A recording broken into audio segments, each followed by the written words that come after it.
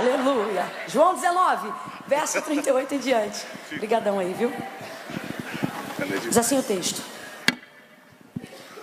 depois disto, José de Arimateia, que era discípulo de Jesus, porém em oculto, porque temia os judeus, pediu a Pilatos que lhe permitisse tirar o corpo de Jesus.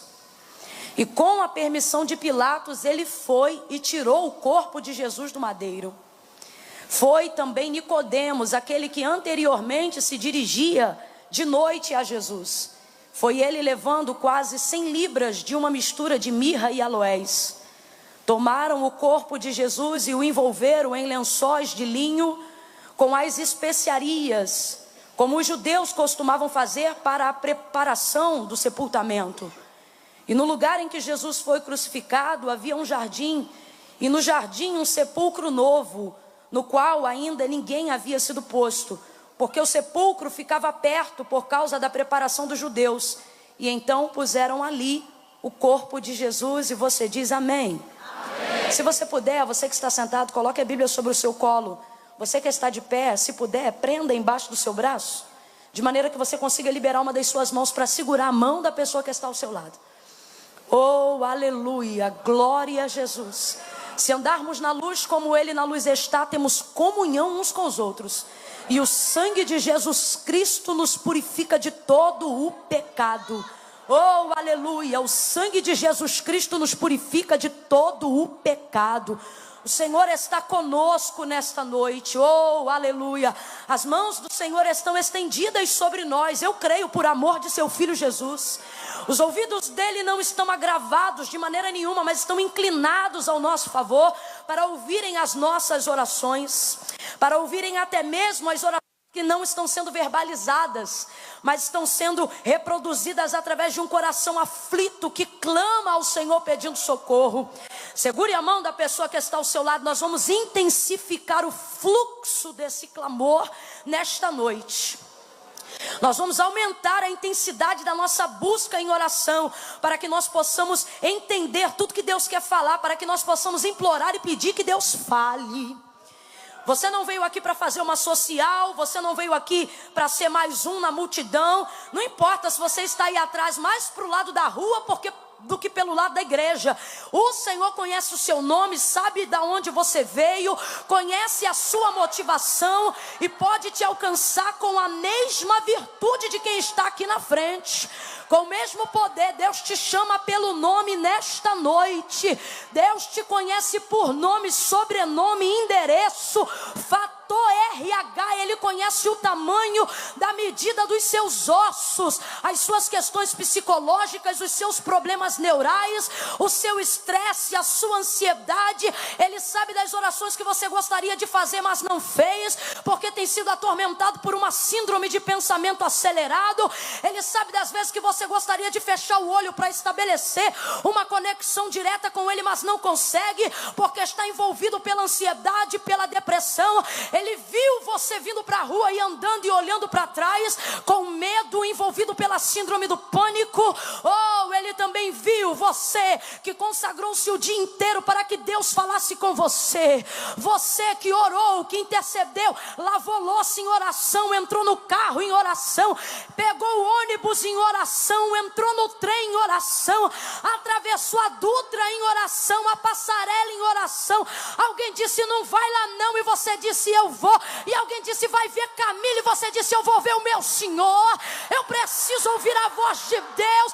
Deus viu, Deus sabe que você não está aqui para mostrar sapato, para mostrar cabelo bonito. Deus sabe que tudo isso é uma casca. Ele conhece teu coração, Ele sabe quão difícil tem sido manter uma vida espiritual digna diante dEle. Ele sabe o quanto mais que você seja crente, você entrou aqui nessa noite desejando ser verdadeiramente convertido. Então fecha teu olho, curva a tua cabeça, fecha o corredor, segura a mão.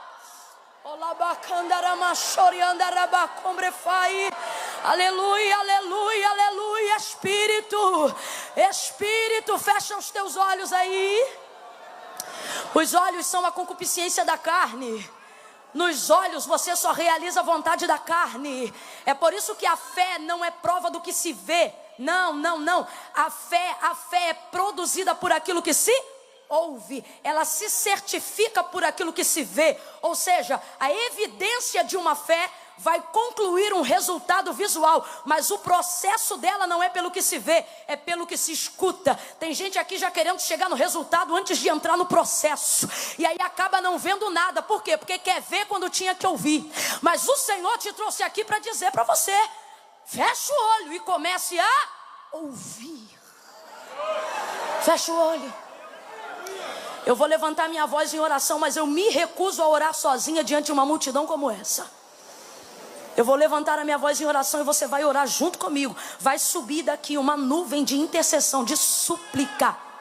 Não tem arrogância, não tem vaidade, não tem soberba. Nada ficará de pé diante do Senhor nessa noite. Nem os nossos títulos, nada. Não, mas eu sou. Não tem nada. Que o eu sou hoje é Ele. Nós vamos descer e vamos pedir ao Senhor que fale conosco. Não, pedir eu peço pão na padaria. Nós vamos implorar ao Senhor que fale conosco. Senhor, nosso Deus e nosso Pai, nos colocamos diante da Tua presença uma vez mais para Te orar, Senhor. Ah, Senhor, para Te suplicar, ó Deus, porque a nossa necessidade de Te ouvir é muito grande. E por isso, Senhor, nós fazemos o que Tu disseste ali em Mateus: pedimos e pedimos, batemos e batemos, buscamos e buscamos, porque nós não temos coisa alguma se o Senhor não nos enviar. É o Senhor que abre a porta, é o Senhor que cura das enfermidades, é o Senhor que perdoa os nossos pecados, é o Senhor que nos dá uma direção. E quantas pessoas vieram aqui e estão aqui diante de Ti com muitos propósitos, Te pedindo: abre a porta, cura, levanta do leito. Ah, Senhor, outros que estão aqui diante de uma decisão, gente que vai tomar uma decisão hoje diante daquilo que Te ouvir. Deus, é isso mesmo, Senhor. Gente que não tomou ainda uma atitude, não é porque não tem poder, não tomou ainda uma atitude porque não tem coragem de decidir sem falar contigo, sem saber qual é a direção. Então por isso nós profetizamos crendo que essa noite é uma noite de resposta, é uma noite de direção, é uma noite de selo da Tua parte, aonde o Senhor vai selar. Mas eu quero Te pedir: corrige o propósito do nosso coração, porque a gente chega aqui pedindo casa, a gente chega aqui pedindo carro, a gente chega aqui pedindo libertação, a gente chega aqui pedindo porta, a gente chega aqui pedindo casamento, a gente chega aqui pedindo paz. Mas nesta noite nós estamos aqui como Pedro: para quem iremos nós se só Tu tens palavra de vida eterna, Senhor? Não queremos necessariamente um carro se ele não vier acompanhado da Tua palavra, não queremos necessariamente uma casa se não vier acompanhada da Tua palavra, porque se não vem a casa, mas não vem a paz, vem o carro, mas não vem a Tua presença. Hoje o que nós queremos, Senhor, é que Tu nos envie a Tua palavra, porque basta uma palavra para que haja paz aonde há guerra, para que a porta se abra onde está fechada. Basta apenas uma palavra. A Tua palavra tem poder de fazer o que o Rivotril não está fazendo.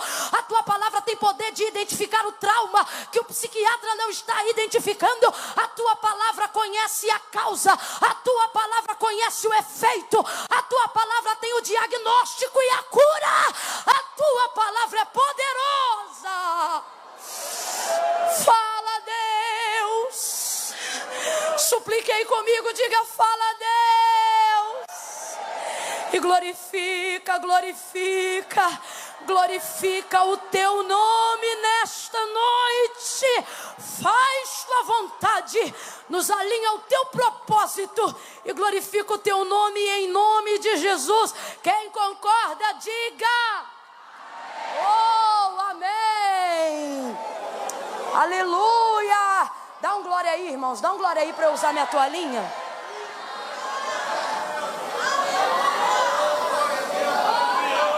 Mais um cadinho, vai.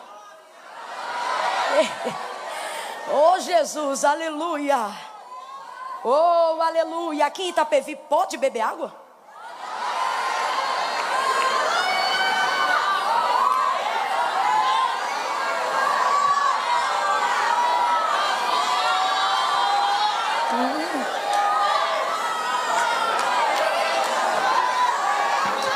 Pode botar mais que pode beber água aqui.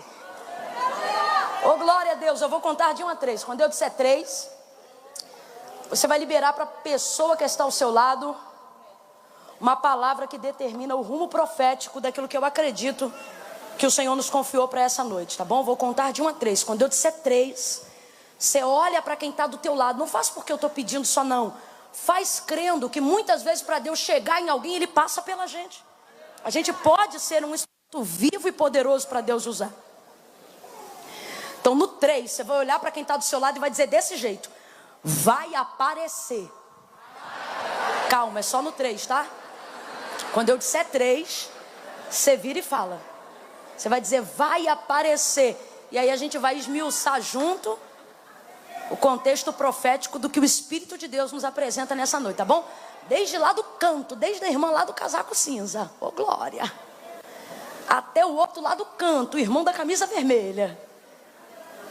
Aonde tiver um crente, você vai olhar para essa pessoa e vai dizer para ela desse jeito: vai aparecer. Deus está me mandando. Jesus, no 3.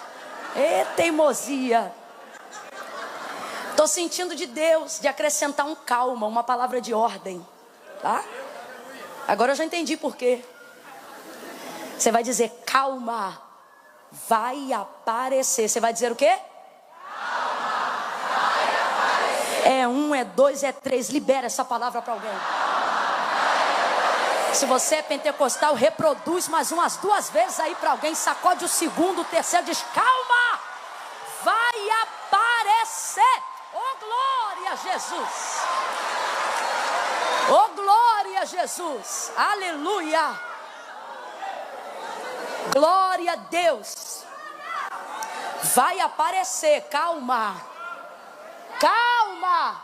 Calma. Pastores, calma. Calma. Calma. Rebanda cachoremana assúria. Entrou aqui atônito para um lado e para o outro. Consegue nem se ligar no culto direito. Parte da mente está aqui e a outra mente está do lado de fora. Meu Deus, agoniado, inquieto, aflito. Um olho no culto e outro no zap, esperando uma resposta, esperando uma decisão, controlando alguém de longe. E o Senhor te diz, calma. Calma. Vai aparecer o quê, irmã Camila? Aquilo que a gente precisa para resolver o que a gente acha que não tem mais jeito. Vai aparecer o quê, irmã Camila? Aquilo que a gente precisa para resolver o que já está aparentemente decidido. Aquilo que parece que não tem mais jeito. Eu não queria que você levasse isso para alguma coisa que você ainda espera um recurso humano. Eu queria que você levasse a contundência da palavra profética que a gente aplica hoje aqui, em cima de algo que as pessoas que estão à sua volta e até o seu subconsciente, ou a sua consciência, que é onde você organiza a razão das suas emoções, já entendeu que aquilo ali não tem mais jeito, já deu a causa como perdida. Só não solta porque não convém ao seu caráter. Só não solta porque não convém à sua fé. Só não solta porque não convém com aquilo que você prega, mas no coração você está vendo que não frutifica mais, que não floresce mais, que não tem mais jeito, que o diagnóstico já foi dado, que as coisas já estão decididas. E o Senhor está nos dizendo, calma, vai aparecer. E por que eu digo aparecer? Por que a palavra de ordem nessa noite é aparecer? Porque na verdade aparecer fala daquilo que já existe, só não está aparente. Fala daquilo que já existe, só não foi visto. Por exemplo, quando Isaac diz assim a Abraão, papai, aqui está a lenha e o cutelo para imolar, mas aonde está o cordeiro para o holocausto? Indiretamente Abraão vai dizer o quê? Calma, vai aparecer.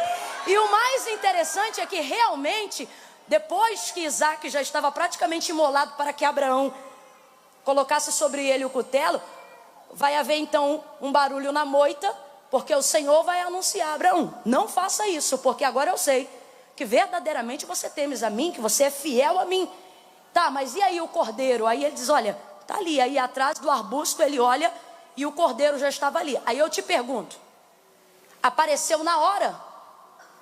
Deus implementou como se fosse num passe de mágica a existência do cordeiro atrás do arbusto? Claro que não, o cordeiro já estava ali o tempo todo, muito antes de Abraão subir para preparar a lenha, muito antes de Abraão preparar o altar, muito antes de Abraão entender qual era o momento da chegada no cume do monte, muito antes disso, o cordeiro já estava ali pronto, estava ali amarrado, estava ali preparado para o holocausto. Então veja bem, ele já existia, sim ou não? Ele já estava ali, sim ou não? Mas só berrou na hora certa, só chorou na hora certa, só mexeu a moita na hora certa, só esperou o momento de aparecer na hora certa. E aí apareceu e proveu-se para o holocausto que Abraão ia colocar diante do Senhor. E mais ainda, confirmou a própria palavra profética que Abraão havia lançado, crendo que Deus iria prover, quando ele disse: o Senhor proverá para si o cordeiro para o holocausto. E verdadeiramente foi assim. Então veja bem, já existia, só não estava diante da sua vista. Por exemplo, Israel já estava debaixo de uma palavra profética muito forte, liberada pela vida do profeta Isaías. O profeta Isaías foi um dos profetas maiores que mais anunciou a vinda do Messias, falando literalmente do Filho do Deus vivo. Quando a gente vai fazer um culto totalmente cristocêntrico, quando a gente vai falar de alguma coisa que gira totalmente em torno do Messias, a gente faz uma série de citações dentro do texto e do livro de Isaías, o príncipe, né? O principado que estava sobre os seus ombros, maravilhoso, conselheiro, Deus forte, Pai da eternidade, a maneira como Israel ia reagir diante da vinda do Messias. Nós estamos falando de uma revelação milhares de anos antes da manifestação de Jesus Cristo, e Israel estava sobre aquela palavra, mesmo ela já sendo lançada muito tempo antes da manifestação de Jesus aqui na terra. E uma das coisas que fica claro ali dentro do texto é obviamente que Jesus já existia. O próprio Jesus vai falar acerca de si mesmo, para a gente que às vezes tem mania de achar que desgramada da Eva, por causa do pecado dela, tem que trabalhar, tem que fazer isso, não, então maldita é a serpente. Peraí, gente, quando a gente acredita e leva fé de que Deus foi pego de surpresa, a gente vai desconstruir toda uma doutrina de quem é Deus, né? E não houve manifestação de plano surpresa. Deus vai ter que criar. Deus vai ter que fazer existir. A serpente criou uma armadilha. Não, duas verdades. Primeira, o trabalho não veio por causa do pecado. Os cardos na mão vieram por causa do pecado. Quando Deus colocou o homem sobre a terra, deu a ele responsabilidade para governar, honra para ser credibilizado, deu a ele também condições de exercer domínio sobre a terra, e ele já lavrava a terra, ele já cuidava da terra. Mas depois do pecado vieram os cardos, a dor, o castigo. E Eva, a mesma coisa, a dor veio depois disso, porém nada disso pegou Deus de surpresa. O texto vai ser muito claro quando diz assim: o cordeiro que já estava preparado antes da fundação do mundo, antes de Adão, antes de Eva, antes do homem pecar, antes do inimigo entrar na serpente, antes de tudo isso, já estava ali.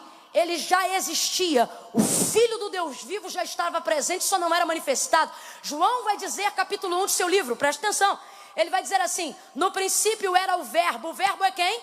Palavra. No princípio era o verbo estava com Deus e o verbo era Deus. Nele estava a vida e a vida era a luz dos homens. João está falando de quem, gente? De quem? Jesus, traz os crentes para EBD. João está falando de quem? Jesus. João está falando de Jesus. Ele não vai falar o nome de Maria, ele não vai falar o nome de José, ele não vai entrar na raiz genealógica de Jesus, ele já vai entrar lá no princípio, dizendo: olha, no princípio ele era o verbo. Quem era o verbo? Jesus. E o verbo é a palavra. Por isso Jesus vai dizer, quando o Filipe fala assim para ele: tu conheces o Pai? Nos revela o Pai. Aí ele disse: Filipe, como tu não conheces o Pai? Quem vê a mim, vê o Pai. Quem vê o Pai, vê a mim. Os judeus diziam assim: como é que tu dizes que ele é teu Pai? Como é que tu dizes que tu és o Filho de Deus? você é louco? E ele dizia, não, vocês não veem o Pai em mim porque vocês pregam o Pai, usam a lei do Pai, mas não conhecem nada do Pai. Por isso eu não vim para desfazer a lei, eu vim para ensinar vocês como é que se pratica de maneira verdadeira. Aí ele diz assim, olha, vocês dizem que são discípulos de Moisés, mas vocês também não sabem quem é Moisés, porque Moisés me conheceu, e quem reconhece Moisés, me reconhecem. Vocês dizem que reconhecem Moisés, mas vocês não reconhecem Moisés, porque quem conhece Moisés, reconhece a minha autoridade. Aí eles dizem, quem tu pensa que é para falar conosco desta maneira? Olha para cá, nós somos filhos de Abraão. Aí ele diz, que filhos de Abraão o quê? Vocês ficam se fiando em ser filho de Abraão, vocês também não reconhecem corretamente Abraão. Abraão me viu no meu dia e me glorificou. Aí eles entram em parafuso e eles dizem assim, como é que pode? Tu não tem 50 anos e dizes que viu Abraão? Aí ele diz, vi Abraão e Abraão glorificou o meu nome. Vocês são filhos do diabo, eu sou filho de Deus. Por quê? Porque quem reconhece a mim é filho de Deus, mas quem não se sujeita à minha autoridade já foi adotado por Satanás. Rapaz, o que Jesus está dizendo? Jesus está dizendo isso aqui, ó, presta atenção, gente. Jesus está dizendo isso aqui, eu não existo agora que vocês estão me vendo. Jesus está dizendo o seguinte, eu apareci agora. Fica até difícil de eu continuar pregando dentro de uma mentalidade temporária como a nossa e tentar classificar Jesus em algum lugar dentro do tempo. É complicado, porque se a gente fala do que existe, a gente diz do que é criado. E se a gente fala do Criador, como é que você encaixa ele dentro do tempo? É por isso que Deus não pode ser entendido, Deus precisa ser crido. Quando você começar a chegar muito perto de explicar a razão de Deus, você está muito perto de desviar da fé. Por isso você prossegue em conhecer e nunca chega ao conhecimento generalizado de quem ele é. Por quê? Porque chegar ao conhecimento generalizado de quem ele é como chegar à conta final de uma equação da matemática, que é uma ciência exata. É você saber como aquilo coexiste, entendendo quando passou a existir. E como é que você vai fazer isso com Deus? Se ele não existe, não está dentro do tempo, presta atenção, não existe dentro de um sistema temporal, mas está lá, presente, fiel, governando sobre todas as coisas. Pela boca do profeta Isaías, ele vai dizer assim, olha, ancião de dias. Aí você pensa assim, é bem velho. Aí daqui a pouco ele diz assim, pai da eternidade. Aí você diz, como é que vive? Não, você não está entendendo. Ele coloca a eternidade em grau de filiação. Sabe o que ele está dizendo? Eu existo antes da eternidade. Aí já deu um nó na nossa cabeça. Quem é o Senhor então? Aí por isso ele diz, vai buscando, em conhecer e em prosseguir, porque o resultado das exatas você conhece na matemática. Para me conhecer você tem que ser fiel até a morte, porque aí naquele dia, do jeito que ele é, o veremos. E assim como ele é, nós seremos. Pega na mão de alguém, em nome de Jesus, em nome de Jesus. Pegue na mão dessa pessoa e diga para ela, quer saber quem Deus é? Quer saber quem Deus é? Quer chegar ao fim de quem é Deus? Sacode essa pessoa e diga para ela, fica firme, fica crente, fica salvo, porque naquele grande dia, os que morreram em Cristo ressuscitarão primeiro, e depois nós subiremos sem ter asas. A lei da gravidade vai cair por terra, e nós seremos revestidos de incorruptibilidade. Ali não entra nem cai, isso é coisa para quem crê. É por isso que fé é uma loucura aos carnais. Quanto ao homem natural, ele não pode discernir essas coisas, mas aquele que é do Espírito, tudo discerne, dele nada é discernido. Nós subiremos incorruptíveis e o encontraremos, e como ele é, também seremos. Levante a sua mão se você aguarda esse grande dia. Irmã Camila, mas será que a verdade do céu, será que a verdade do céu é uma realidade?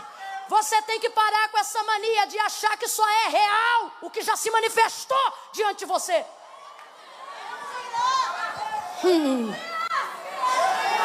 Você tem que parar com essa mania de achar que o que é abstrato não existe. Me dê a forma do vento, me dê a forma do vento. Qual é a forma do vento?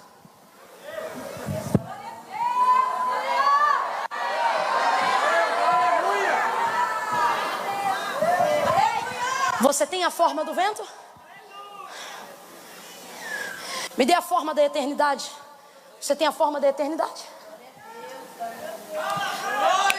Me dê a forma da paz. Me dê a forma dos seus sentimentos. Me dê a forma dos seus sentimentos. Por exemplo, o coração que a gente usa, bonitinho, redondinho, vermelho, para tipificar as nossas emoções, não tem nada a ver com o músculo que a gente carrega dentro do peito, sim ou não? Foi uma maneira que a gente criou no campo da caricatura, para conseguir tirar aquilo que é abstrato e tentar traduzir numa visão concreta, para as pessoas entenderem o que é coração, que está associado ao amor, comunhão, etc. e etc.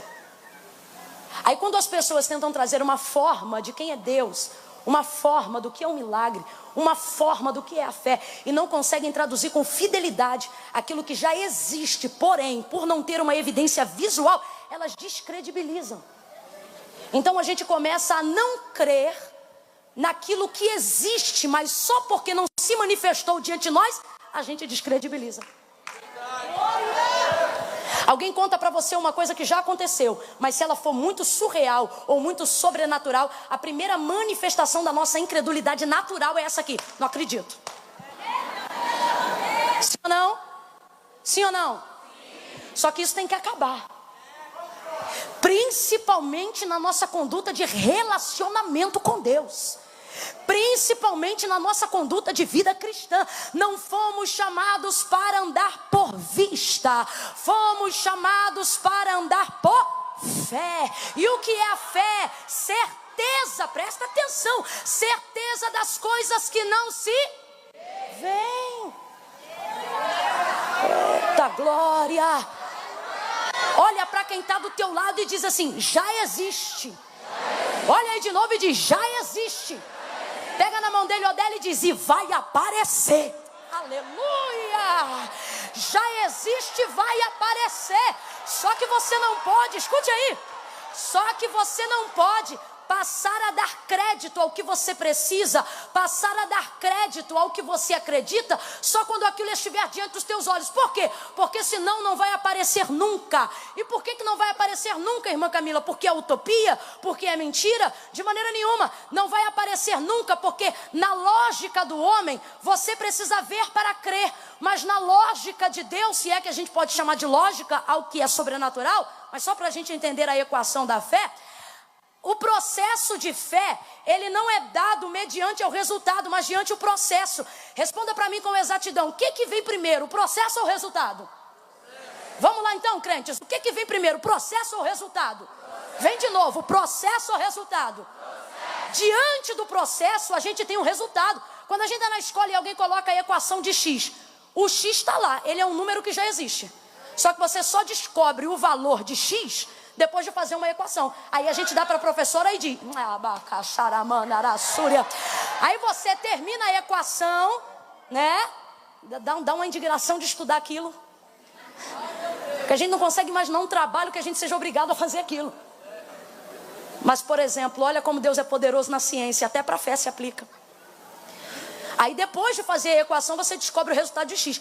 E às vezes a equação é pequenininha. É tipo assim: 1 mais x exponencial 2 igual a pá.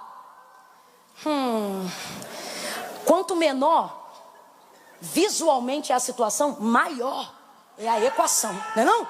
E pá, e pá, e pá, e pá, e conta, e subtrai, e sobe, e desce. E daqui a pouco lá é igual. Então x é igual a resultado.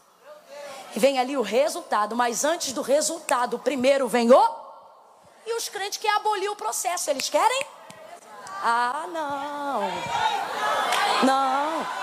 Sua fé só está sendo roubada porque você só está usando ela para o resultado.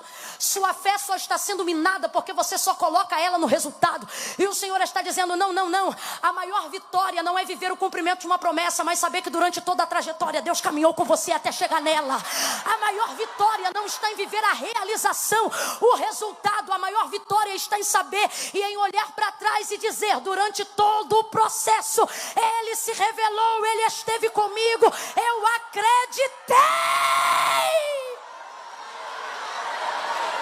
Aleluia! seu lado de novo e diga: já existe. Olha de novo e diga: já existe. Pelo amor de Deus, gente. Isso aqui não é magia, isso aqui não é encantamento, aqui não tem simpatia gospel, aqui não tem voodoo gospel, aqui não tem chaveirinho de profeta para madame enriquecida. Nós andamos por fé e Jesus disse: o meu justo viverá da fé, e se ele recuar, a minha alma não tem prazer nele. Onde está a manifestação da fé? Quando eu recebo algo que eu sonhei? Não. Quando eu recebo o resultado, a evidência, a materialização, a realização daquilo que eu criei durante o processo, mesmo quando eu não tinha nada. É saber que já existe, é saber que já existe uma porta do seu tamanho. É saber que já existe a pessoa que você procura. É saber que já existe a vaga que atende a sua capacitação. Mesmo que aquilo ainda não esteja diante dos seus. É saber que já existe o homem que vai te tratar como uma mulher honrada. É saber que já existe a mulher que vai honrar o seu ministério. É saber que já existe uma igreja que vai se adequar às suas necessidades e à sua maneira de adoração. É saber que para cada ovelha já existe um pastor e para cada pastor já existe uma ovelha. É saber que existe já um ministério para atender a sua voz. E talvez você diga: irmã Camila, mas a minha voz é muito diferente. E o Senhor diz: já existe um ministério diferente que vai se tornar extraordinário através da sua voz. Olhe de novo para quem está ao seu lado e diga: já existe. Gente, vamos lembrar de uma coisa aqui? Eu me lembro, década de 98, reportagem do domingo no Fantástico. A reportagem parecia a maior loucura do mundo. Foi logo que o celular começou a ser um pouco mais difundido entre todos os lugares do mundo. Naquela ocasião, um celular era uma coisa muito cara, tão cara que a minha mãe deu entrada no terreno da casa que a gente morou enquanto era solteiro, entregando apenas um celular, que, se você lembra bem, era aquele tijolão que as teclas ficavam fluorescentes. Aquilo ali foi a entrada do lote da nossa casa. Foi com aquilo que pagamos o lugar em que nós morávamos, de tão caro que era. E aí de repente aparece numa reportagem no horário nobre do domingo à noite, depois do culto, ou seja, todo mundo pôde acompanhar. E eles diziam que lá nos países europeus e sobretudo lá nos Estados Unidos, eles diziam o seguinte: especialistas afirmam que em menos de 10 anos todas as pessoas terão um celular. Eles diziam o seguinte: especialistas afirmam que está chegando a hora em que isso ficará tão difundido, em que cada pessoa terá até mais. E a gente olhava aquilo na reportagem do jornal do domingo de manhã e ria, mas tão maluco, tão doido. Aonde? Isso numa época que ter telefone em casa ainda custava 5 mil a linha. Tem alguém aqui que está fingindo que não é dessa época ou não lembra mesmo? A linha custava isso. A gente usava a cabine da Telerge. Eu não estou falando nem orelhão tinha em todo o bairro. Eu me lembro que na casa da minha avó a gente tinha que caminhar para usar uma cabine. Era uma fila absurda. Quando não tinha uma vizinha do bairro, e aí ela estipulava um valor para você poder usar o telefone da casa dela. Óbvio, porque ela ainda estava pagando a prestação que ela tinha feito do atendimento da linha. E aí eles estão dizendo: olha, em menos de tantos anos, ou seja, um prazo muito curto para uma difusão mundial. Que é isso? Quando a gente fala de mundo, a gente fala de África. Quando a gente fala de mundo, a gente fala de Venezuela. Quando a gente fala de mundo, a gente fala de Cuba. Lugares onde as pessoas ainda parcelam a conta do arroz. E aí você está me dizendo que cada um vai ter celular? Pois chegou o dia. Tem gente que não tem arroz, mas tem.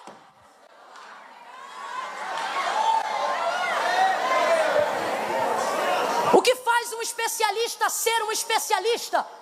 Entender que o que acontece hoje é apenas um sinal daquilo que já existe e está para estourar, está para acontecer, está para crescer. Quem está entendendo o que Deus está falando aqui?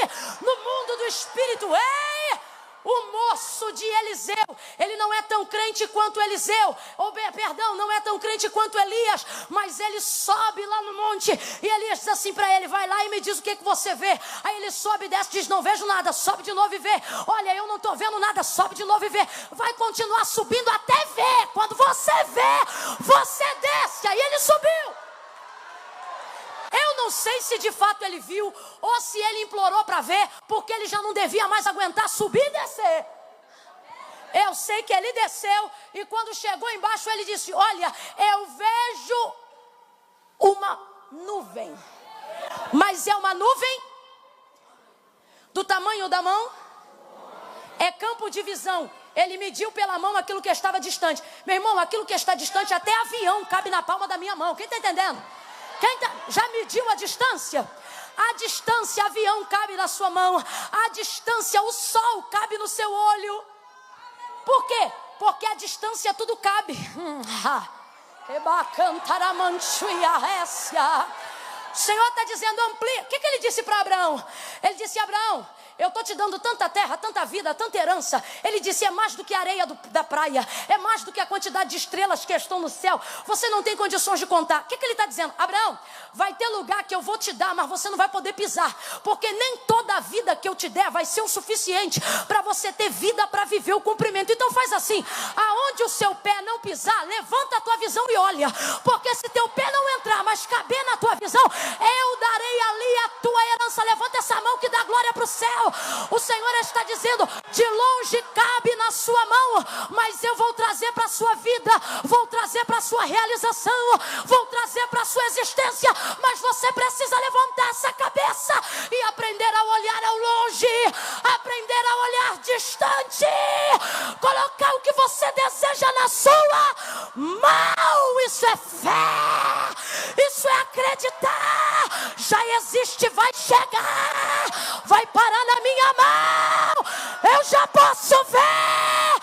Quem acredita reage. Levanta essa mão para o céu, levanta essa mão, levanta essa mão para o céu. Mede na sua mão.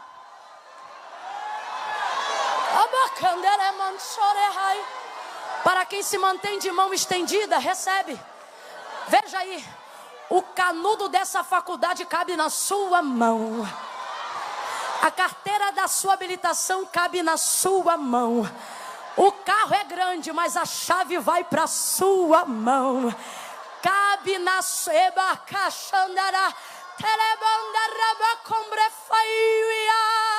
O mundo é grande, mas na minha visão, ele cabe na minha mão. Olhe de novo para quem está ao teu lado e diga: já existe. Diz: já existe. Olha para quem está do teu lado e diga: pode estar longe, pode parecer distante, mas já existe. Agora complete aqui para mim, por favor. Se existe, só falta. Se existe, só falta. Sacode os dois crentes então aí e diz: vai aparecer. Vai aparecer. O moço desce, olha para Elias e diz assim: vejo uma pequena nuvem na medida da mão de um homem. Aí Elias diz assim para ele: corre. Quem é que corre com pequena nuvem, gente? Ah, eu corro. Eu já fiz assim, loucura, de olhar uma coisa que é impossível e todo mundo dizer que é impossível e eu correr. Correr, mas correr mesmo. Deu rir sozinha enquanto corro. Tipo assim, eu sou muito doida mesmo. E daqui a pouco aquilo ali ia acontecer. E quem não cria olhar e falar: menino, como é que pode?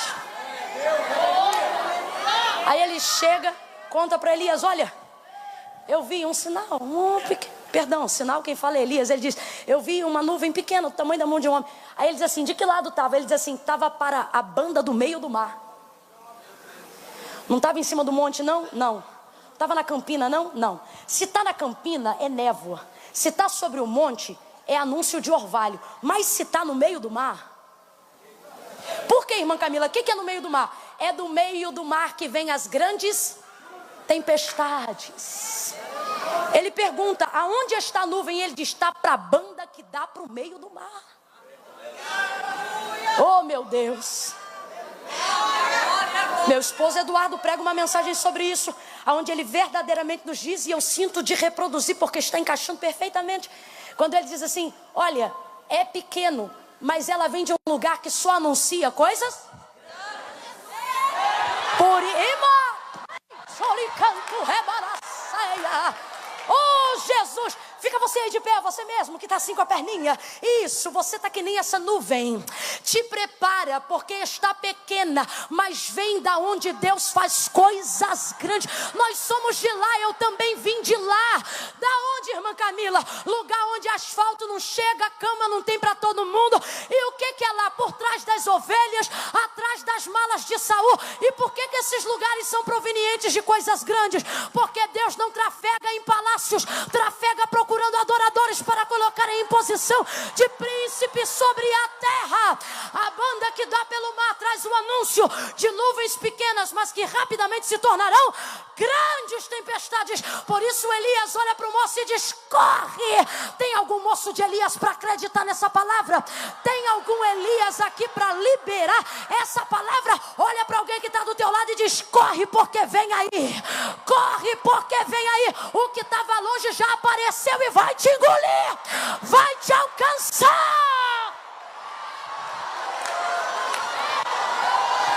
Me explica isso. Vou explicar. Deus diz assim: Moisés, coloca meu povo diante do Ebal e diante do Gerizim, coloca eles no meio. No Ebal você anuncia todas as maldições, se eles se esquecerem de mim e me desobedecerem. Agora sobre o Gerizim você traz sobre eles a invocação de todas as bênçãos confiadas aos obedientes. Diga para eles que se eles me ouvirem, se eles me atenderem, se eles me obedecerem, benditos serão no campo, benditos serão na cidade, benditos serão seus filhos, benditos serão os filhos dos seus filhos com ele. Eu, o Senhor, ordenarei com que todas essas bênçãos sigam eles. Não para aí, ele diz assim: sigam, vírgula, e os persigam, até que os alcance. Oh, aleluia. Oh, aleluia. Está longe, mas vai alcançar. Não está diante de você, mas isso não significa que não existe. Vai aparecer. Vai aparecer. Pastor Samuel, não se desespere. Vai aparecer. Igreja do Senhor, vai aparecer. Um dos maiores anúncios daquilo que não está diante de nós, mas vai aparecer, é a vinda do Senhor. Já existe, está sentado à destra de Deus. O trono de Deus existe, os 24 anciões estão lá, mas porque as pessoas não veem, muitos não acreditam. Mas está chegando o dia em que todo olho o verá e toda língua o confessará. Olha para quem está do seu lado e diz: Jesus vai aparecer. E quem crê vai ver, quem não crê vai ver também. Quem espera vai ver, quem não espera também vai ver. Já existe. Vai aparecer. Agora, se tudo isso que eu estou lhe dizendo é uma verdade contundente, por que você se preocupa com coisas menores do que você? Já existem e vão aparecer. Eu trago uma última comprovação para que você creia, porque eu não estou aqui pregando sentimento, eu estou pregando o que a Bíblia afirma. E a Bíblia nos afirma e nos anuncia que o Deus a qual servimos é Criador. No primeiro livro, que é o livro do Gênesis, o livro do princípio de todas as coisas, ele se destina a falar da criação. Completa para mim, só para saber que você está comigo no raciocínio. Ele é o livro do princípio, o livro da criação. Ótimo. E por que Deus se revela ali como Deus Criador? Porque Deus vai trazer à existência todas as coisas que outrora não existiam. Aí ele diz assim, o texto vai dizer assim, capítulo já 1. E a terra era sem forma e vazia, e o Espírito de Deus se movia sobre a face das águas. Isso aqui é muito tremendo. Pode ter espírito, se não tiver palavra não há execução, não há resultado. É por isso que não pode ser só manto, só monte, tem que ter palavra. Senão vai ter mover, mas não vai ter base. O Espírito de Deus se movia sobre a face das águas. E disse Deus, haja luz. O que é isso? O Espírito se manifesta pela palavra. Haja luz. E houve luz. E imediatamente, conforme Deus disse, dali por diante você vai ver todo o processo da etapa da criação. São 5 etapas de processo. Desde a definição do dia e da noite, até as sementes mais pequenininhas que iriam produzir mantimento para nós que estamos até hoje aqui. A terra produz porque recebeu uma ordem de Deus. Então veja bem, tudo que Deus tinha para fazer, Deus já fez. Depois você vai ver Deus se revelando de outras e diversas formas ao longo de toda a explicação, tanto no Pentateuco até na ministração da nova aliança. Eu estou falando do Novo Testamento, na graça em Jesus Cristo. Mas você só vai ver ele se revelar como Criador no livro do Gênesis. Por quê? Porque Deus não precisa recriar aquilo que Ele cria. Ele é o arquiteto perfeito do universo. Não há absolutamente nenhuma coisa que Deus tenha feito e que depois Deus tenha que ter trazido à existência porque esqueceu de fazer no dia em que criou. Não, de maneira nenhuma. Irmã Camila, o que você está dizendo? Eu estou dizendo que tudo o que nós precisamos, Deus já criou, já fez. Tudo que você precisa, tudo que você pensa que precisa e não precisa, tudo que você não sabe que precisa e precisa, tudo que você sabe agora, tudo que você ainda saberá amanhã, tudo que seus filhos ainda conhecerão quando você não estiver mais aqui, tudo isso já existe. Tudo isso já foi criado, tudo isso já foi feito porque Deus não precisou repetir na criação. Irmã Camila, o que você está afirmando? Estou afirmando que desde pós-Gênesis até Apocalipse, Deus não manifestou mais nenhuma obra da criação. Oi, irmã Camila, não fala isso não, porque a gente canta que Ele vai trazer à existência aquilo que não existe. A gente prega que Ele vai trazer à existência aquilo que não existe. Eu não sei, pode ser uso de licença poética, pode ser vontade de querer glorificar a Deus, mas teologicamente é um equívoco. Por quê? Porque não há absolutamente nada que Deus já tenha feito que precise fazer de novo. Oi, irmã Camila, olha aí o texto, olhe você. Olhe você.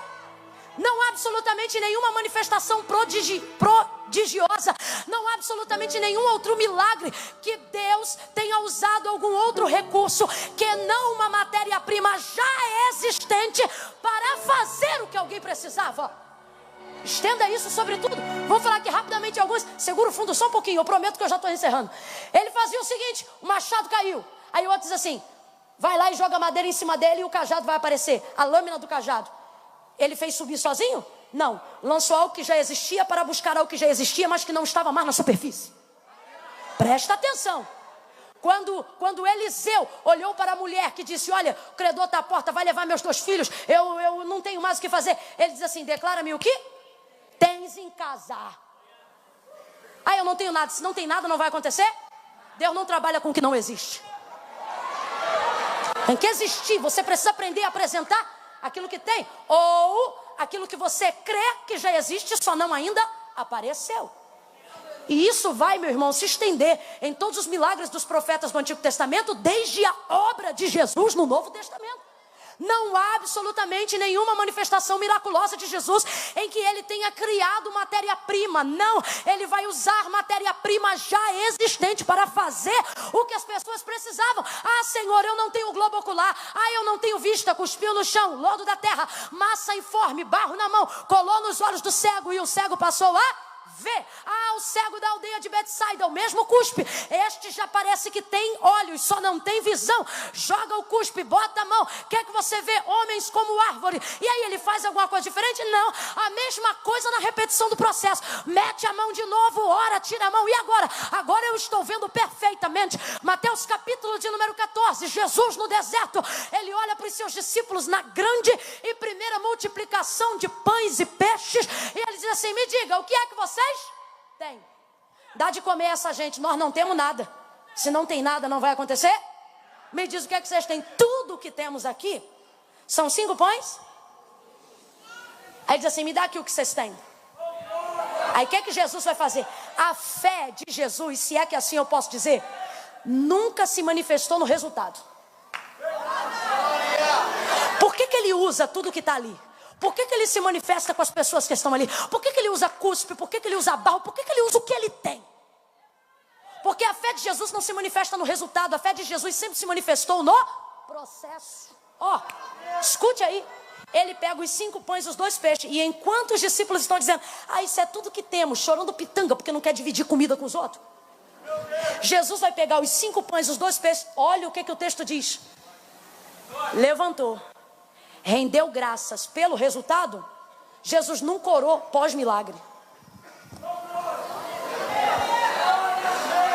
Jesus está na porta da sepultura de Lázaro, com uma multidão em volta dele. Ele não dá glória depois que Lázaro ressuscita, mas levanta a mão e diz: Pai, enquanto ele estava morto, você não vê Jesus ressuscitando do sepulcro e dizendo: vamos fazer um culto de ação de graça porque eu levantei. Não, de maneira nenhuma. Você vê Jesus no Getsemane chorando e dizendo: faz tua vontade, todavia, faz a tua vontade. Você não vê Jesus dizendo: olha, eu ressuscitei, mas vê ele na cruz do Calvário dizendo: Pai, está consumado. Sabe o que ele está dizendo? O resultado, a glória é para ti, mas o processo sou eu que vou caminhando contigo. Volta para Mateus 14. Está ele diante de toda a multidão, 5 pães, 2 peixes. Ele levanta para o céu e diz: Pai, eu te dou graças. Responde aqui para mim: Jesus está dando graça pela multiplicação ou pelos 5 pães e 2 peixes? Jesus orou depois que Deus multiplicou os pães e os peixes? Jesus orou depois que ele fez a multiplicação dos pães e dos peixes? Mas orou antes de multiplicar, agradeceu antes de produzir. O povo deu glória pelo resultado, mas quem orou, quem agradeceu durante o processo foi Jesus. Aí eu te pergunto: quem multiplicou, o povo ou Jesus? O povo ou Jesus? Quem tinha poder, o povo ou Jesus? Jesus te trouxe aqui para te dizer: teu poder não se revela quando tu abre a tua casa para os crentes da glória, porque você fez a cozinha, porque você comprou a casa. Teu poder se revela quando durante o processo, antes do resultado, você dá graça, você dá glória, você acredita que Deus está diante do processo. Pegue de novo na mão de quem está ao seu lado, por favor. Vamos lá, gente, eu estou finalizando. Pegue na mão de quem está ao seu lado. Oi, irmã Camila, e a leitura? Vou chegar lá. Pegue na mão de quem está ao seu lado e diga para esta pessoa: já existe e vai aparecer. Sacode ela e diz: vai aparecer. Oh, glória! Se é para aplaudir, aplaude com vontade. E mistura com glória a Deus e aleluia. Glória! Aleluia! Eu estou sentindo uma graça de Deus aqui tão grande. Haverão milagres em larga escala. Portas serão abertas de uma vez só. Haverá uma manifestação extraordinária de Deus sobre esta cidade, sobre esta obra que está sendo construída. Já existe e vai aparecer.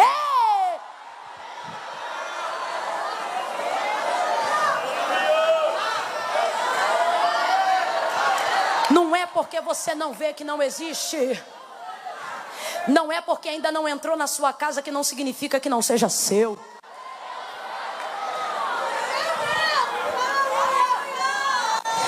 Vou te dizer mais. Já existe e vai aparecer. Por quê? Porque pode estar até em outro lugar, mas todo mundo sabe que é. O céu sabe que é seu.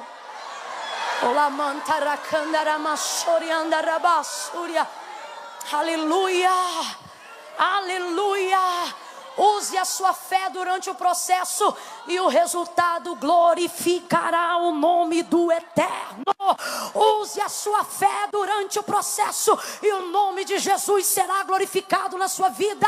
Use a sua fé durante o processo e o seu ministério engrandecerá o nome de Jesus. Deus te trouxe aqui e está dizendo para você: você tem muita fé no fim. Eu quero que você tenha fé no durante, no processo. Já falei isso algumas vezes, mas se encaixa propriamente aqui. Marta, quando Jesus foi ressuscitar a Lázaro, ela diz assim: se tu estivesses aqui, meu irmão não tinha morrido. Fé no antes. Que fé é essa? Fé para crer no que não pode ser mudado. Se tu estivesses aqui, o que ela está se queixando? Eu queria que tu estivesses aqui? Agora não adianta mais. Como é que não adianta? O que você queria que estivesse aqui? Mas eu queria antes. Pois é, mas eu estou aqui agora. Aí escute aí. Mas por que a indignação de Marta? Porque se tu estivesses aqui antes, meu irmão não tinha. Aí ele olha para ela, olha a palavra de vitória. Ele diz assim: Marta, teu irmão vai ressuscitar. Amém? Aí ela diz assim: eu sei, eu creio. Naquele grande dia, Fé no antes, fé no depois. Mas cadê a fé, Marta?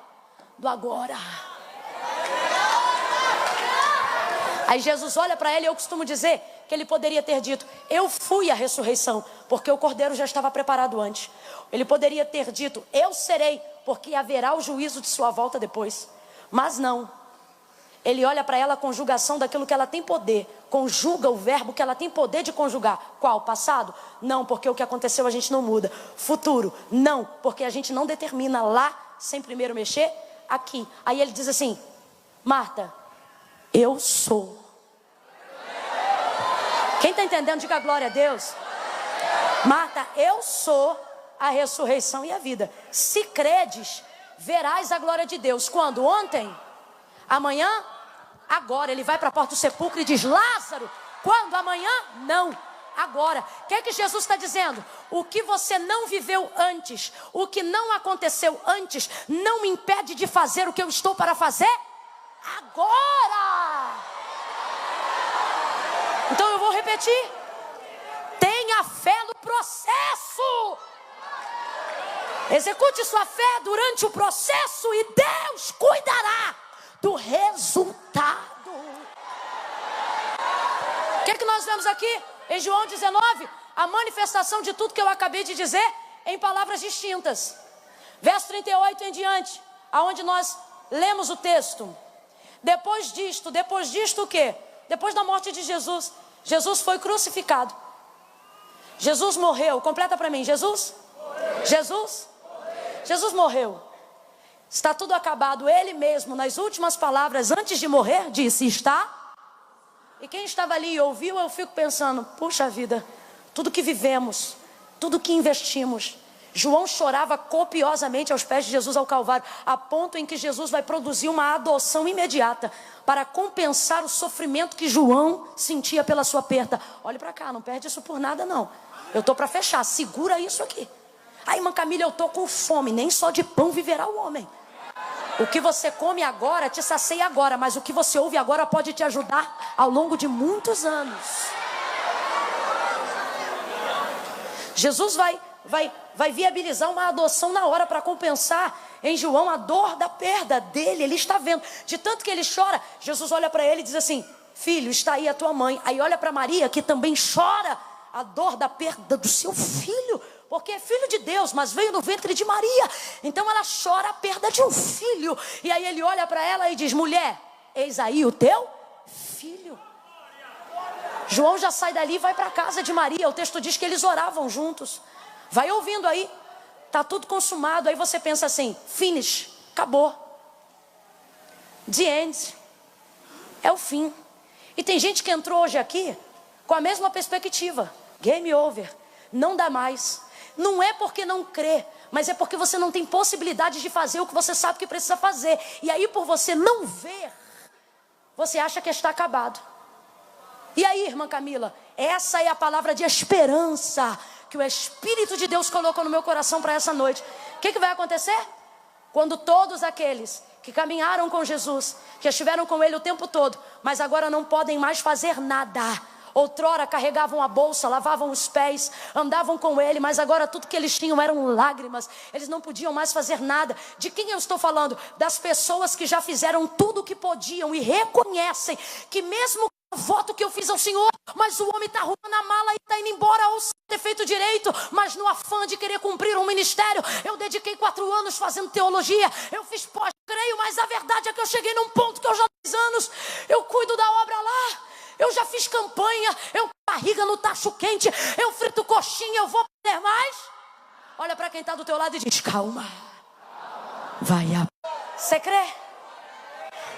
Faz um som aí do que vai aparecer tanto. O camarada da bateria, pega a baqueta ali também, vai. E segura lá nos pratos, nos... Está vindo! Já existe! Vai aparecer esta calma!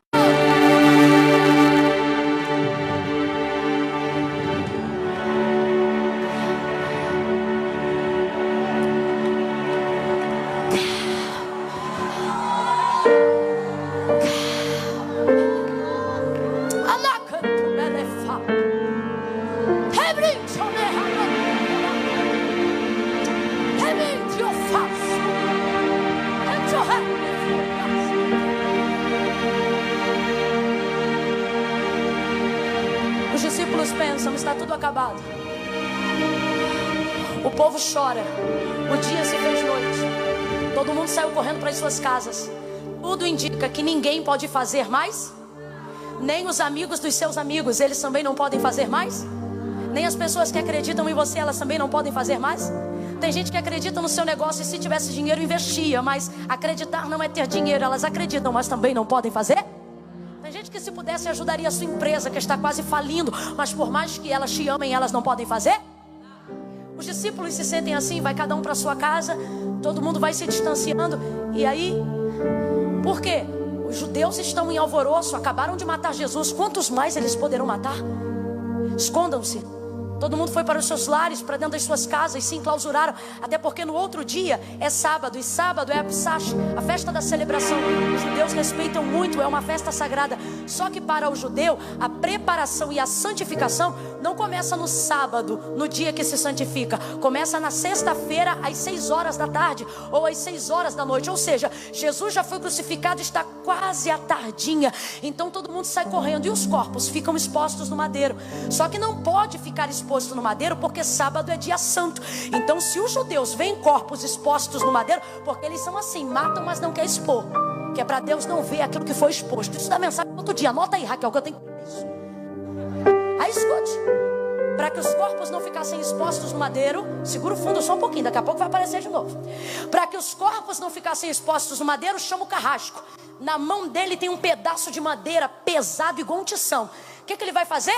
O texto diz: foi para o da direita, que havia sido crucificado com Jesus, e lhe estendeu, e pá, lhe quebrou as pernas, bate na altura dos joelhos. O que acontece? O corpo depende, rasga. Eles não são tirados do madeiro, o corpo deles é rasgado, os cravos rasgam. O corpo não aguenta o próprio peso, e aí depende do madeiro. O madeiro fica lá e o corpo vai no chão. Fizeram a mesma coisa com o outro da esquerda, e estão chegando agora com o pau na mão, vamos dizer assim, para fazer o mesmo a Jesus. E eu amo dizer, porque eu não sei, parece que João está esperando o último momento, quando ele de fato não pode mais fazer nada. Parece que ele está escondido em algum canto, e o texto vai dizer, é ele que vai escrever, e ele diz assim: chegaram-se porém a Jesus, como que vissem que já estava morto. E de fato já estava. A lança já havia lhe transpassado o lado e estava morto.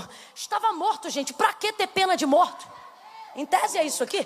Só que o texto diz assim: e foram para fazer o que fizeram com o da direita, foram para fazer o que fizeram com o da esquerda. Chegando-se porém a Jesus, o homem do meio.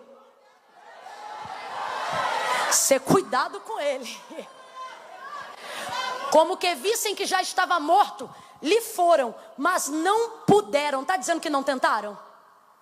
Está dizendo que não foram até ele? Eu não sei qual foi o caso, vou te explicar agora. Diz que não puderam, aí diz assim, porque Isaías já havia escrito uma palavra sobre ele. Isaías está lá? Porque quem prega passa, mas a palavra permanece. Olha o que ele está dizendo. Havia sobre ele uma palavra, completa para mim a D de Itapevi. Havia sobre ele havia sobre ele uma palavra que lhe dizia assim: pode ser moído, pode ser cuspido. Isso tipifica a igreja de Cristo, porque Paulo vai dizer que nós somos o corpo. E é verdade, podemos ser cuspidos, caluniados. O sistema pode montar um tipo de legislação que visa botar a gente na cadeia, que visa arrebentar com a gente. Aí eles podem cuspir, chocarrice, à torta e à direita. Fala mal, mete o pau todo dia. Eles pegam um pastor vacilão, que não é pastor, é estelionatário. Aí pega o título e diz que todo outro é igual a este então.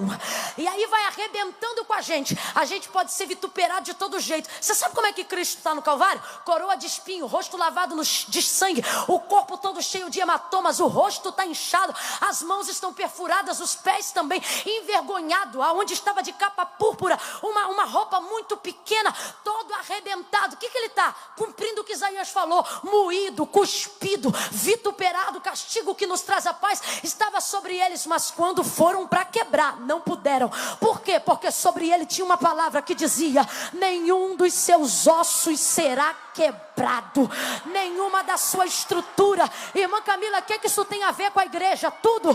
Pode cuspir, pode moer, pode perseguir, só não vai quebrar, meu irmão. Tem 2000 anos que a gente está aqui e a gente vai continuar dizendo que Jesus é bom. até o arrebatamento da igreja, porque quebrar não quebra, quebrar não quebra. Pode botar nome na boca do sapo, pode costurar, pode fazer obra de encantamento, enterrar o sapo, azar do sapo, eu tô vivo e ele tá morto. Não quebra, não quebra. Ninguém quebra esta estrutura, porque Cristo é o cabeça e a igreja é seu corpo. Quando então pensaram que já não tinha nada mais a fazer, olha isso, olha isso. Não puderam por quê? Porque a palavra que foi dita pela boca de Isaías se manifesta através da vida de José de Arimateia. Por quê? Me chega ele com papel assinado pelo nome de Pilatos. Quem é Pilatos? O que mandou. Não era o que queria, mas foi o que mandou. Eu acho mó barato que Jesus acaba com a autoridade que ele pensa que tem. Ele diz assim: eu tenho poder para te prender ou soltar. Ele diz assim: tu não tem poder nenhum se meu pai não te desse. Aí ele diz assim: fala para mim, entre aspas, se você quiser ficar solto, eu te livro. Ele diz assim: minha vida ninguém toma, eu a dou. Rapaz, quer ver tu tirar a autoridade de alguém ou reconhecer quem tem mais autoridade sobre quem diz que tem autoridade? É quando a autoridade de quem acha que tem, a decisão que ele toma não interfere na decisão que você já tomou. Foi o que Jesus fez. O que Jesus quis dizer foi o seguinte: você prende, você solta, é problema seu. Agora que eu já dei minha vida, já acabou, meu irmão, já era. Você é forte demais. Anota isso aí também para outro dia. Aí escute aí. Quando você pensa que está tudo destruído, quem vem? Eu vou fechar aqui para você acreditar que é verdade que eu estou acabando.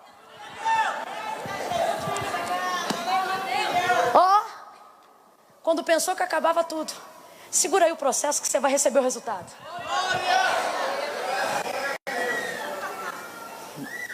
Quando pensou que acabou tudo, vem José de Arimateia com papel na mão. O texto não diz, mas se quebrou o primeiro, quebraram o segundo, só não quebraram o do meio, porque tinha uma ordem, e a ordem vai vir depois. No verso 38 diz: depois destas coisas, ou seja, depois que ele declarou que estava consumado e que eles iam arrebentar com ele, quem chega? José de Arimateia. O texto vai dizer: discípulo que seguia em oculto. Ou seja, cria em Jesus, acreditava em Jesus, mas ele era príncipe, era um cara com muitos seguidores no Instagram. José de Arimateia era alguém que recebia patrocínio. José de Arimateia recebe marcas importantes, é só ele usar que todo mundo compra. José de Arimateia é um camarada de muito status. Não é uma crítica não, é só para fazer uma alusão e você entender o nível de influência que José de Arimateia chegou. E agora os seus negócios dependem das suas relações. Isso é perigosíssimo. Gente que Deus bota nesse tipo de posição tem que ter muita ciência de que antes de chegar onde está, ninguém conhecia ele, foi Deus que botou ele lá. Porque senão, ele começa a corromper o seu caráter em prol dos relacionamentos. E começa a se relacionar com as pessoas por aquilo que pode ter e não por aquilo que as pessoas podem ser.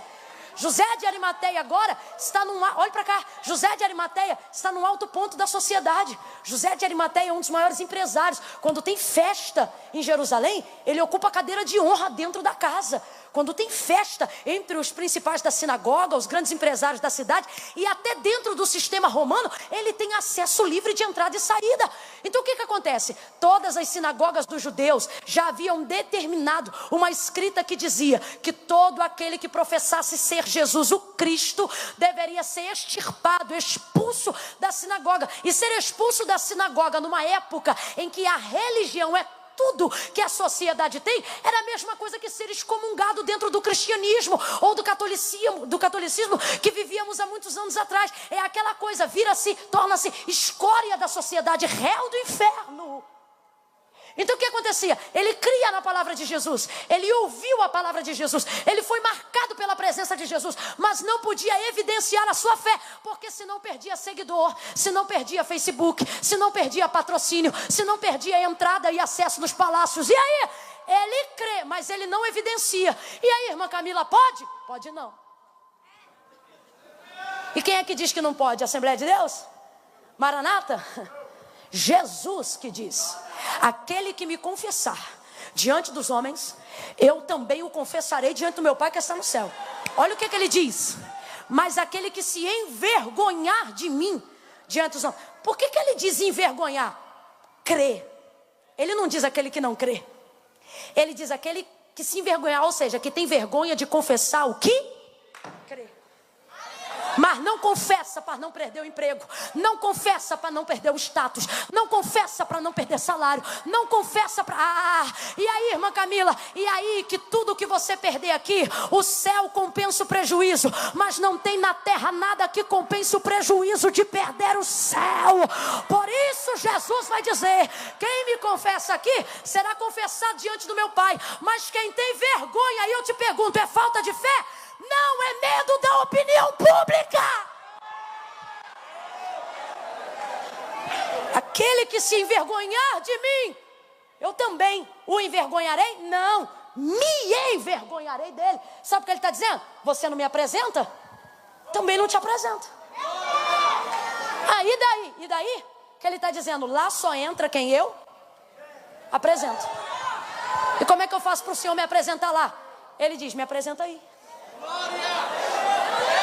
José de Arimateia cria, mas por causa da opinião pública não podia manifestar a razão de sua fé. Irmã Camila, eu creio, mas carrego no meu coração. Ótimo, porque a Bíblia diz, se tu crê com o teu coração, falta apenas você confessar com a sua. Ou seja, já existe, só tem que aparecer. Remanta canto rebaçúria. Tem que aparecer. Essa fé tem que aparecer. Paulo vai dizer, vocês precisam estar prontos quando forem questionados acerca da razão da sua fé. Ou seja, a manifestação, a evidência da sua fé, ela tem que... Não vem com essa não. Aí, irmã, eu creio, só não gosto de confusão. Não gosto de confusão não. Você não gosta de deixar de ser amado por quem não crê no que você crê. Não é essa não. Aí, irmã Camila, porque política não se discute. Quem foi que falou isso? Eu estou vendo Jesus pagando um preço terrível por causa de política. Quando Jesus vai dar testemunho de João de Batista, ele só fala de política. Ele diz, o que vieste ver? Uma cana agitada pelo vento? Ou seja, alguém torcido pelo povo? O que vieste ver? Um homem trajado com vestes reais? Ele diz, esses estão nos príncipes, nos palácios. Ele diz assim, vocês querem um representante político? Vai para o parlamento, vai para o palácio. Ele diz assim, João Batista é profeta. Ou seja, Jesus expunha. Aí, irmã Camila, porque tem coisa que não se discute. Não se discute não. Vergonha de evidenciar a sua fé. Vergonha de perder status. Vergonha de deixar de ser aprovado por quem não paga tuas contas.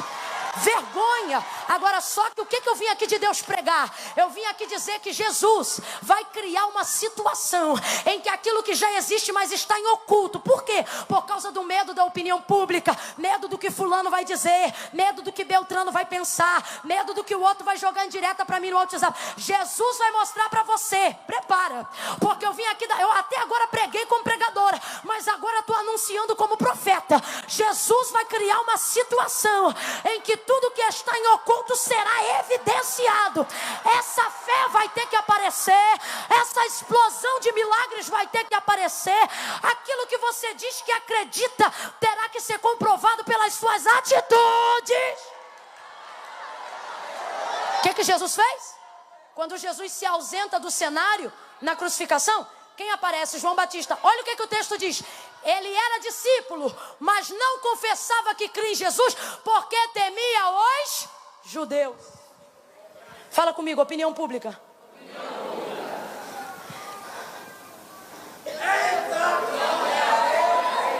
Creio, mas não falo. Acredito, mas não digo. Confesso no coração, mas não declaro com a boca. Por quê? Para não perder o que eu já tenho. E aí que Jesus cria uma situação. Qual?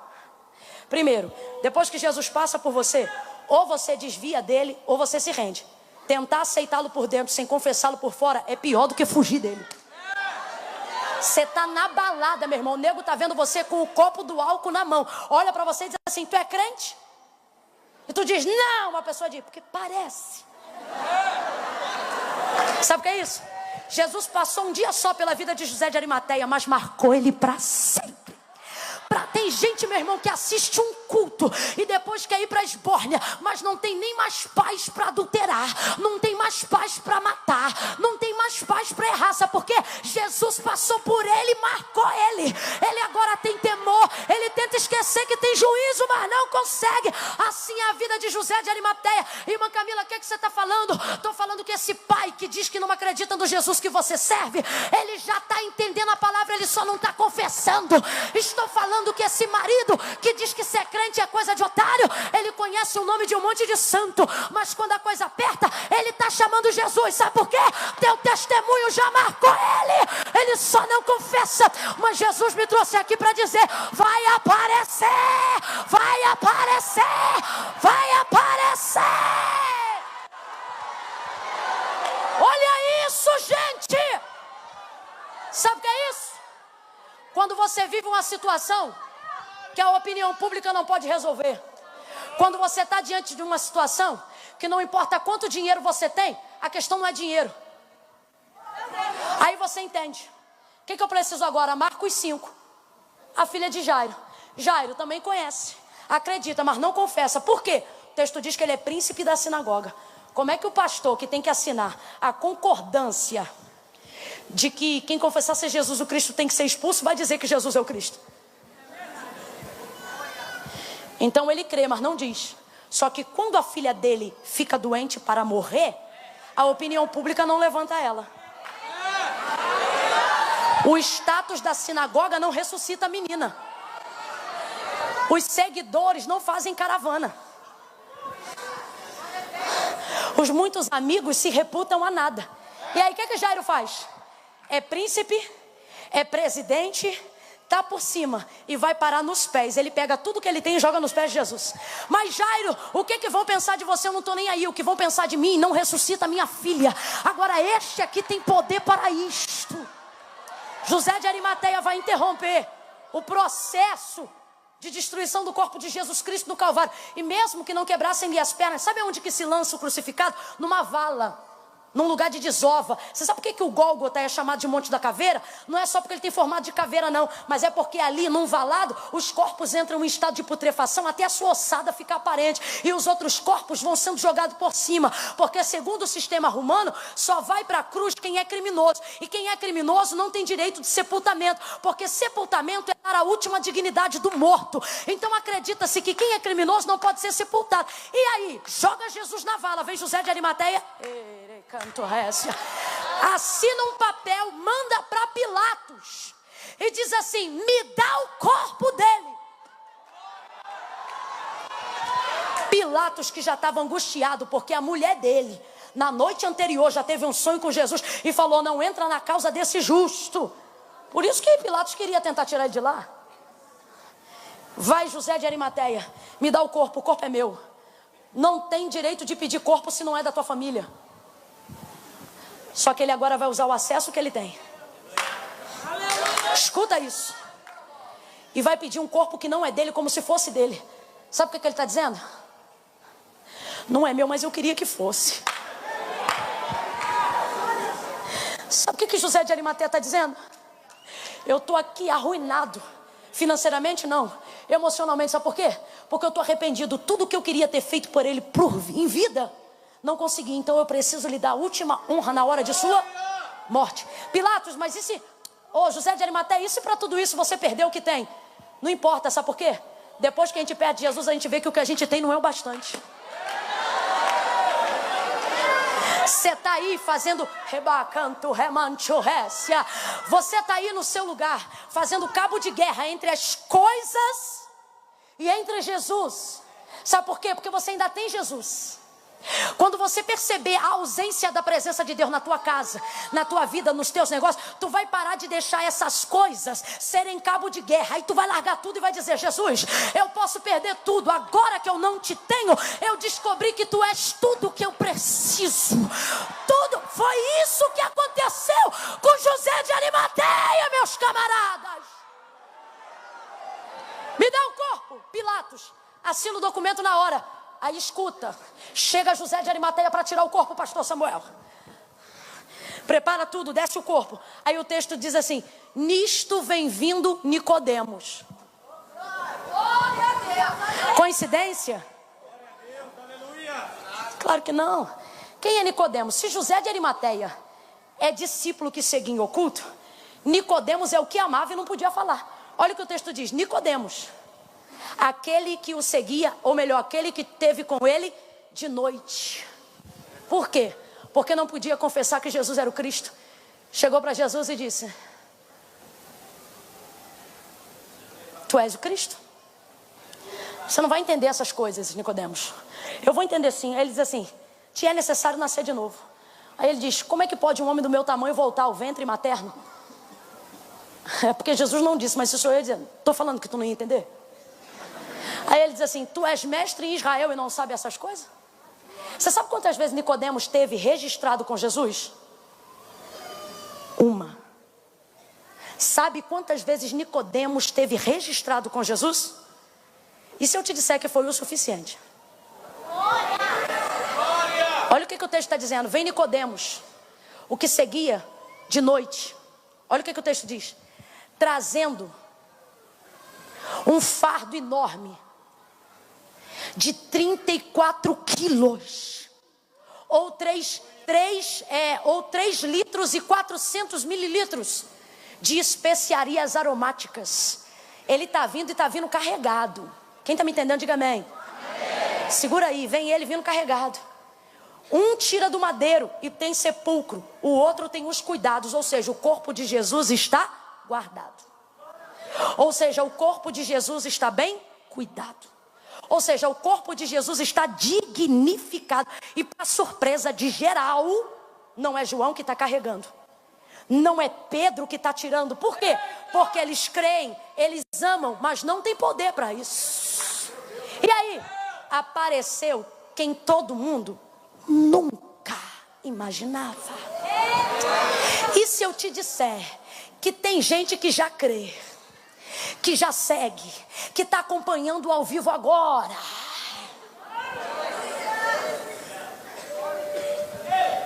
que está no cabo de guerra, mas Jesus está criando circunstância para dizer: vou te mostrar que tudo que está dentro de você, sufocado, não vai dar conta de ficar aí. Vai aparecer. A sua fé vai aparecer. Sua vontade de servir a Deus vai aparecer. Tem gente da tua família que você diz: é muito difícil. Sabe quem é esse? José de Arimateia. E tem gente que você olha e você diz assim: esse é impossível. Jesus está dizendo: esse é Nicodemos. Irmã Camila, o que você está dizendo? Estou dizendo: levanta a cabeça e olha para a história. Irmã Camila, o que você está dizendo? O difícil já está vindo e você fica: meu Deus! E o Senhor está dizendo: tu vai ficar então... tu vai ficar extasiada. Por quê? Porque o difícil está na frente, o impossível está vindo logo aí atrás, ó. Trazendo aí, ó, especiarias aromáticas. Isso é profético. Pegue na mão da pessoa que está ao seu lado e vamos encerrar juntos agora. Segure a mão da pessoa que está ao seu lado e diga para ela: ei! Fala para ela: calma! Grita aí para ela, diga: calma! Oi, irmã Camila, como é que você quer que eu fale de calma gritando? Porque normalmente a calma é para acalmar quem está desesperado. E quem está desesperado não ouve a gente sussurrar. Por isso que vez ou outra uma mãe sacode alguém e diz: calma!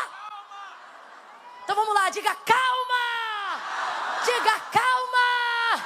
Já existe e vai aparecer. Não solta a mão dele não, não solta não. Diga: calma! O difícil está chegando e o impossível está vindo logo atrás. Fica de pé quem acredita que vai ter resultado depois desse processo. Glória!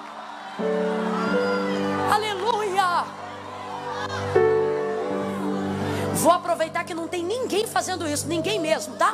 Eu não sou hipócrita, vou aproveitar que não tem ninguém fazendo isso, para poder já prevenir que ninguém o faça. São 10 para as 10. Você ficou aqui até agora, vai embora por causa de 10 minutos? Ah, pelo amor de Deus. Não pegue sua bolsa não, pegue um pouco de persistência. Oi, irmã Camila, mas esse culto já passou de 2 horas. Se você não consegue dar mais do que 2 horas e meia de culto, aproveita que vai ter apelo e vem aqui fazer um concerto com Deus hoje.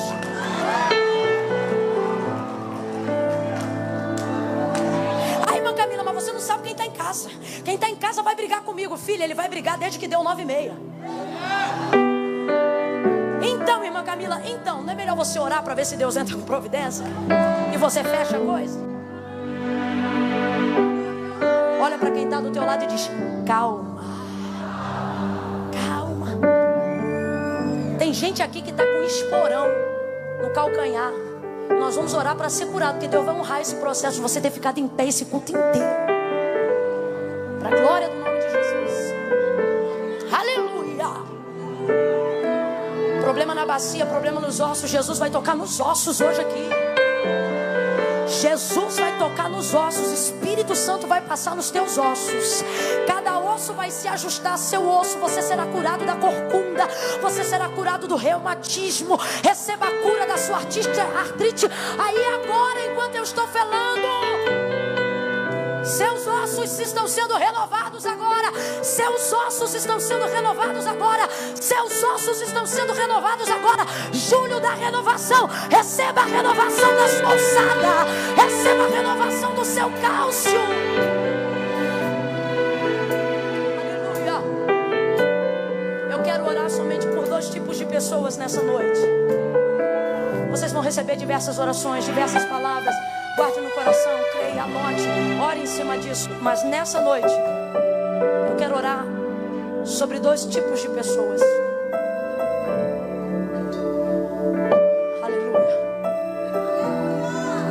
Primeiro, você que enquanto eu pregava, entendeu que você está na condição de um João. Na condição de alguém que chegou até onde deu e fez tudo o que podia. Mas por mais que creia, reconhece que já não pode fazer mais. Jesus vai fazer aparecer alguém que tem poder de fazer o que você crê, mas não pode.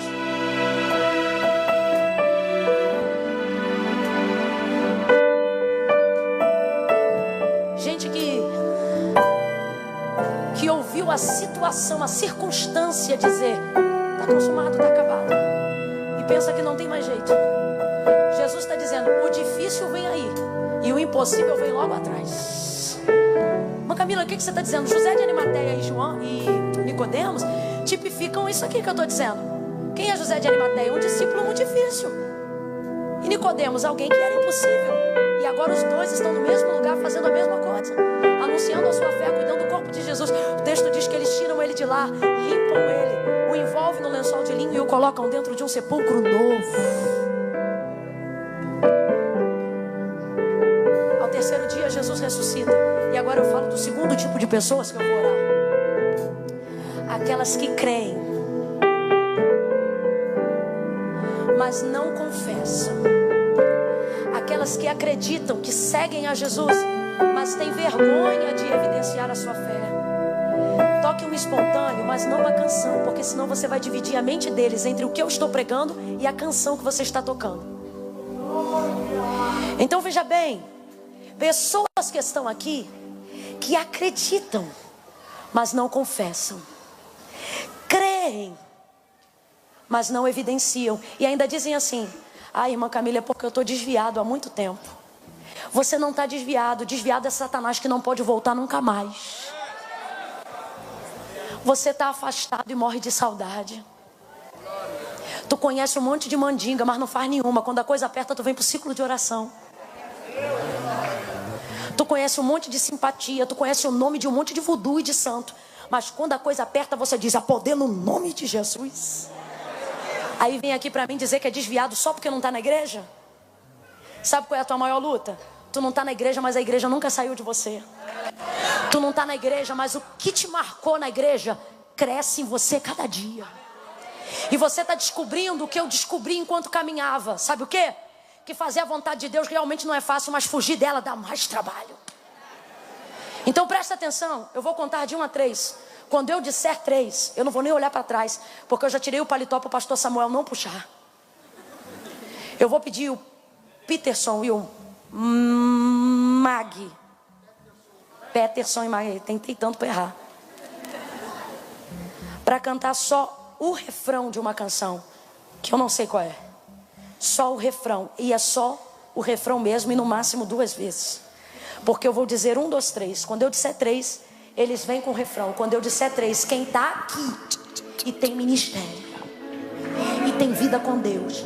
Diz que não é crente, mas fala com Deus lavando louça. Diz que é desviado, mas fala com Deus dirigindo o carro. Diz que está muito difícil. Diz que teve muito pecado para pecar, que agora não tem cara para voltar. E o Senhor está dizendo que você não tem cara para ficar longe. Jesus está dizendo: você está com saudade de mim, eu também estou com saudade de você. Aí você diz: irmã Camila, eu tenho tanto pecado. E Jesus está dizendo: teu maior pecado é acreditar que eu não tenho sangue o suficiente para perdoar você de todos eles. Teu maior pecado não são as coisas que você fez antes, mas é invalidar o que Jesus pode fazer agora, te perdoando. Ai, irmã Camila, mas eu me sinto culpado. Se sente culpado, então segura essa. Se teu coração te condena, diz a palavra: maior é Deus do que seu coração. Ai, irmã Camila, mas eu tenho que sentir. Quando eu sentir, eu vou. Conversão não é sentimento, é decisão do que é certo. Decisão. Aí, irmã, aqui, não, esse é o último. É que diz assim: não, mas aqui pra mim servir a Deus é coisa muito séria. Quando eu resolver isso e aquilo, eu vou. E aí não resolve nada nunca. Por quê? Porque não quer? Não, porque Jesus disse: sem mim. Por que alguém ao longo dos anos incutiu na tua mente que se você vier do jeito que você está, você vai sujar a igreja? Você é muito imunda, muito sujo. Não, você conserta a sua vida, senão você vai sujar a santidade de Deus. Que santidade é essa que é suja por um mero mortal que é pó? Santidade de Deus ninguém toca, ninguém suja. Mas sabe o que é? Ao longo dos anos alguém foi incutindo na tua cabeça que para vir para Jesus você tem que resolver a tua vida primeiro. E aí você nunca resolve, porque Jesus está dizendo que quem resolve a tua vida sou eu. Mas não, a mentalidade de achar que você vai prejudicar a igreja, que você vai sujar o Senhor, foi colocada na sua mente. Olha para a história, para de olhar para a opinião pública, olha para Jesus, escuta aqui. Quando a mulher do fluxo de sangue, que era tida como imunda dentro daquela sociedade, tocou em Jesus, foi Jesus que ficou sujo ou foi ela que ficou limpa? Jesus está dizendo: vem como você está, porque quando você vem, quando você chega perto, não sou eu que fico sujo, é você que fica limpa. Não sou eu que fico pecador, é você que fica santa. Não sou eu que fico culpado, é você que se torna arrependido. Jesus está dizendo: vem do jeito que você tiver. Ai, irmã Camila, mas eu bebo. Jesus está dizendo: pode vir porque eu não bebo. Ai, irmã Camila, mas eu estou viciado. Jesus está dizendo: pode vir porque teu vício não me vicia, mas a minha vida muda seu vício, muda seus hábitos, muda seu costume. Venha como você está. Irmã Camila, mas eu estou com um homem que nem meu é. A samaritana também. E Jesus disse: brota-se em você uma fonte que joga para a vida eterna. A igreja levanta a mão direita para o céu e começa a orar para Jesus salvar e libertar. Gente que já crê, gente que já o ama, mas precisava de um último encorajamento para tomar uma decisão. Comece a orar, igreja. No 3, você vai pedir licença, vai sair do teu lugar e vai parar aqui na frente, porque eu quero orar por você, junto com a igreja. Já veio, filho? Glória. Irmã Camila, já sou crente em Jesus. Não vem não, fica aí que eu vou orar por você onde você está. Irmã Camila, foi para mim. A irmã pregou para mim: eu sou o José de Arimateia, eu sou a Nicodemos, eu sou a irmã difícil, eu sou aquela irmã que enquanto a irmã está pregando, eu sou, oh glória, nem começou a contagem. Isso é só porque você já começou a orar. Isso é só porque você já começa a orar. Oh glória. Irmã Camila, eu vou ficar aqui no meu lugar. Deus sabe, mas não concorda. É necessário confessar para ser confessado. Já é crente em Jesus, já frequenta igreja, não vem. Quero um lugar livre só para quem reconhece. Irmã Camila, sou crente, mas me afastei, distanciei. Irmã Camila, não frequento mais nenhuma igreja. Estou eu pregando, você está pensando que eu estou pregando cabelo?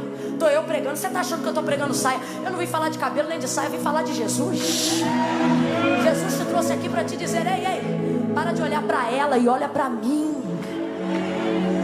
Eu conto 1, levanta a mão que você baixou, por isso que parou de vir gente. Eu conto 2, fecha esse olho, que enquanto você ora por alguém, irmã Camila, mas cadê esse alguém? esse alguém está aí, vai aparecer. Vai aparecer aqui no altar. Você está pensando que não tem ninguém te vendo no cantão aí onde você está. E Jesus está dizendo: eu sei quem você é, e está na hora de você aparecer. Você fala comigo lavando louça. A porta de emprego que você trabalha fui eu que abriu. E como é que você finge que não me conhece? Está na hora de mostrar que a gente tem uma relação. Está na hora de mostrar que eu marquei a sua vida. Está na hora de mostrar que é do meu lado que você caminha. Aí o que vão pensar de mim? O que vão pensar da gente não leva a gente para morar no céu. A opinião pública não faz isso pela gente, mas Jesus faz. Jesus te liberta, Jesus te salva, Jesus te chama. Eu conto Prepara para voltar para casa. Prepara para cuidar. Prepara para voltar para Jesus. 2. Enquanto a igreja ora, já começa a pedir licença para alguém e vem caminhando. Descola esse pé do chão se você sabe que é você. Irmã Camila, ninguém precisa me pegar pelo braço, não. Eu vou lá. Ai, irmã Camila, mas está tão cheio. 2,5. Vai pedindo licença e vem passando. 3. Cristo te chama hoje